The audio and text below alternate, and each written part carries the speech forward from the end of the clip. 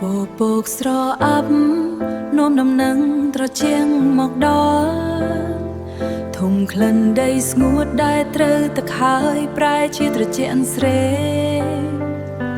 ខ្ញុំអង្គុយស្ងៀម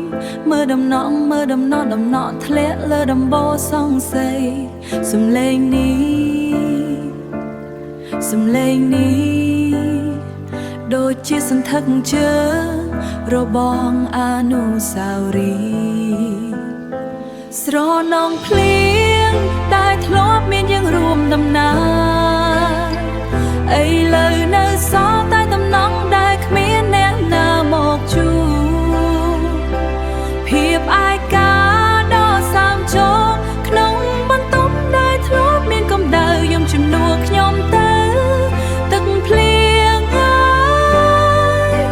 ព្រោះខ្ញុំអស់សម្ដីហើយព្រោះខ្ញុំអស់សល់សម្ដីហើយកាហ្វេមួយកែវត្រជាក់តាំងពីម៉ោងមុនខ្ញុំភ្លេចផឹកព្រោះជាប់នក់ទឹកហូរតាមបងអួ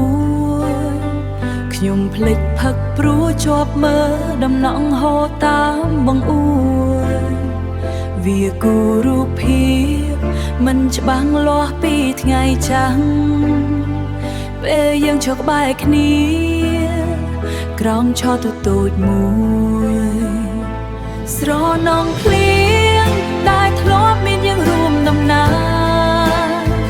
រឥឡូវនៅសល់តែតំណងដែលគ្មានអ្នកណាមកជួប